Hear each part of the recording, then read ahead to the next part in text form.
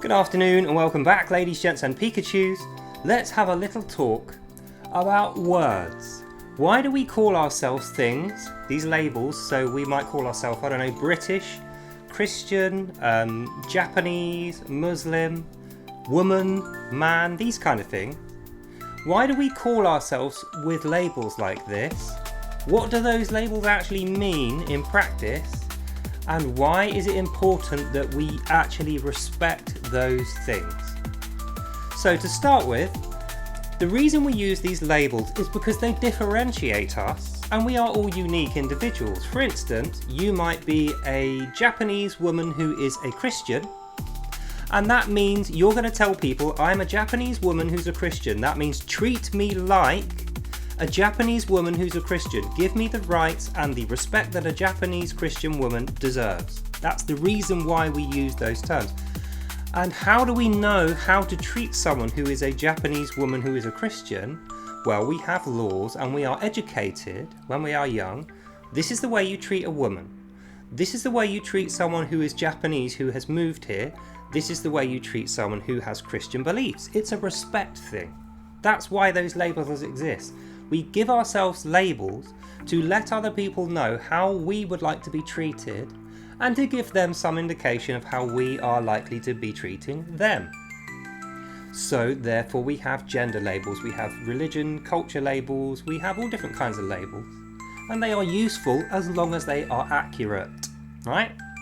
So that means if someone is saying, call me by this label, but I'm not really that, there's a good reason why they're doing that. For instance, I wouldn't go around saying to people, I am a British Christian, if in fact I wasn't. For instance, I wouldn't say, oh, I'm just a flavour Christian, I'm not a real Christian, I just say that I am to people, but I'm not really. You don't have to worry about my Christian beliefs, I don't really have those beliefs. If I did that, I would be lying. Now, I might be lying for my own protection. There might be some reason I'm compelled to lie, which is actually not bad. But 99% of the time somebody lies to you about the nature of them, the labels that they are describing themselves with, it's to harm you. It's to trick you and to deceive you in some way so that you treat them differently while they are talking to you. And then when you're gone, they're going to go back to the label and not say, oh, it's only a fake label, I'm only a flavour Christian. They'll go back to being a real Christian. And the reason I'm bringing this to your attention, dear ladies, gents and Pikachus, is since I made my videos discussing Lubna, the conversations that I had with Lubna, British Muslim, I have been saying she was terribly treated by her own family who are Islamic. She reported this in her own videos. And one of the things that happened to her when she spoke out against the evils of Islam and said she didn't want to call herself a Muslim anymore, the following week she was threatened by her own family member with rape in the street and then death. So what do you know? A week later all those videos are removed and now she is a Muslim again. So do you believe she is really a true Muslim? Bearing in mind that's what happened. She said, I'm not a Muslim, I don't have any faith in Allah, then was threatened with rape and death by her family, then the following week went back to Muslim. Do you think that's a true Muslim that you have there in Lubna? Or do you think she is telling you publicly that she is a Muslim to prevent more violence from that family member who threatened to rape and kill her for not being a Muslim? Do you think that's a true Muslim or not? So that's the importance that a label has. She is using the label with her family, in my view, to say, oh, I'm still a Muslim, you don't need to rape and kill me, I'm actually a true Muslim. But then she is speaking out of the term of a Muslim in her videos. She's saying, I don't agree with the jihad, I don't agree with wearing Muslim dress, I don't agree with invasions and genocides as Allah has commanded it. So therefore, if she doesn't agree with Allah, that's what this is. She does not agree with Allah. She does not listen to the Quran. She does not preach and practice Islam. She only calls herself a cultural Muslim. Why would she be doing that?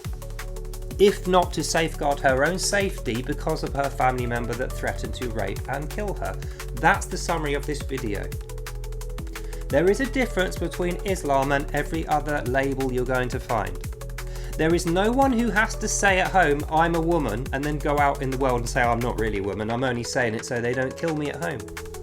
There are no Christians or Jews that say, oh yeah, I'm a Christian or a Jew, but then when they leave the house go, no, I'm not really. I just say that. Only Islam threatens to rape and kill their own daughters for not adhering to it. And the reason is because once we read the Quran and understand it, and we know what Islam is and what a Muslim means, we will know that these guys are not friends of the West. They want to kill us. They're fighting a jihad against us, and that means wiping out all non-believers with death. And guess what Lubna would become if she said she was not a Muslim? A non-believer, hence why they said we'll rape and we'll kill you to her. Hence why she went back to it. So in summary, Lubna, in my view, is not a true Muslim.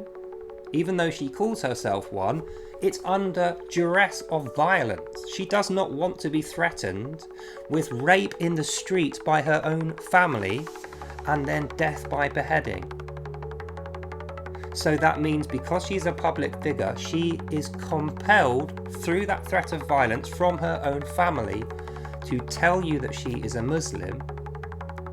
Otherwise, off with your head, you are dead. She doesn't want to die. She is British. She's always lived here, was born here, has British values.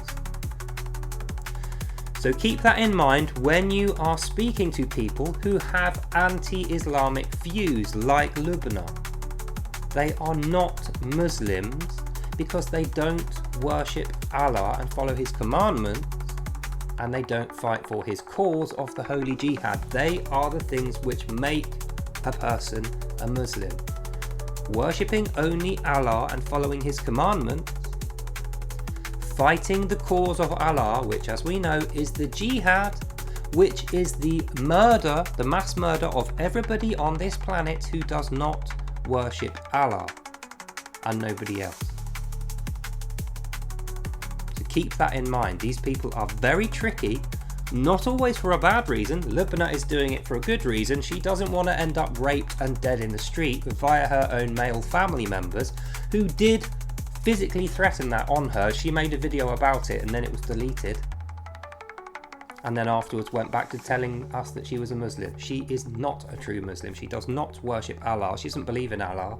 She does not fight for the cause of the jihad. She doesn't want to throw us out of our homes and catch us and kill us in our own countries. She does not do those things. Therefore, even though she tells you she's a Muslim, she is not a true Muslim. And that's the conclusion of this video. If someone says, I am a Muslim, 99% of the time, it's because they really are. The other percent, it's female Muslims who are only saying that so that they are not killed. So there's no chance for them to be honest because of the religion of Islam. And like I said, there is no problem like this in Judaism, there is no problem like this in Hinduism, Buddhism, there's no problem like that in Christianity. No other group, nation, gender, culture or faith in the world will threaten you with death and rape because you don't want to join them. Only Islam does that. Only Islam wants the removal by murder of everyone who is not a Muslim, and only Allah makes this obligatory, a commandment that you have to do in the religion of Islam. And that is why I will keep saying this to you: never trust Islam, ever. And if you need evidence, please make yourself aware of the evidence by watching my popular series Without Lies, Islam Dies, and the supporting mini-series Pearls and Swine, which we read through the Quran and then you will hear the annotations that go with it. And we read through this book here, The Reliance of the Traveller, which is their current law code. Notice it's called Reliance of the Traveller. Why would you have a law code that applies outside of your own country when you are travelling? Why would you be relying upon it? Why would it have the words God is great, Allah is great on it? Why would it have the seal of Islam on it? Because this is the law code which guides every able-bodied Muslim to the jihad, the mass murder of all non-Muslims, and that is what being a Muslim means. So, in conclusion, if somebody calls themselves a Muslim, they follow this if they're a true Muslim. If they are not a true Muslim and they don't follow this, guess what? They are under duress of a threat of violence, most likely going to be female, and they need to be rescued from their own family most of the time by non-Muslims who are not vile, murderous cultists who would do that to their own daughters. So keep that in mind. Do not let these guys trick you with permissible lies. Rule number 8 of their code is, if someone has a dispute against Islam, you are compelled to tell them a permissible lie. If you don't, you will be punished in law by other Muslims who will come and hurt you. And a permissible lie is something like saying, no, Mohammed isn't a paedophile, he didn't have sex with a 6-year-old. Aisha was actually 20, when we know from factual sources and the Quran this is not the case. Another permissible lie is, Islam doesn't really want to kill all non-believers. Oh no, we're past that now, we rewrote the Quran, doesn't have that bit anymore. That is a lie, and I know because this is the 8th version of the Quran that I have read in my series Without Lies, Islam Dies, and whatever differences those books have, every single one of them agrees that Allah's cause is the jihad. Every able-bodied Muslim is compelled, it's obligatory to fight the jihad until it is done, all non-believers are dead, and if they don't do it, Muslims will come and punish them in the name of Allah. That is 100% fact. So, never trust Islam. Keep your wits about you, because these guys are here now doing this jihad, planning for it. The greater jihad is the planning, the lesser jihad is when they're going to cut all our heads off in future. And we can stop this from happening and defeat the jihad. We can free these poor women, these poor souls like Lubna, who is under duress having to claim she is a believer in Allah, which she clearly is not, so that she doesn't get raped and killed by her own family, her brothers and father. Fight this nonsense. Fight this evil cult of Islam and stay true to morality, democracy, British values. Peace. That's the end of this video. So that's all I have today. I think I made my point, so I hope you enjoyed that and you learned something. God bless you all, and I'll see you lovely people in the next one. Bye now. And after all is said and done, the sad thing is, they're going to make her pay for this.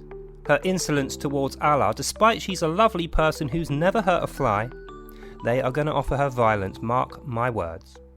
So that's all for now. God bless you all, and I'll see you next time. Bye!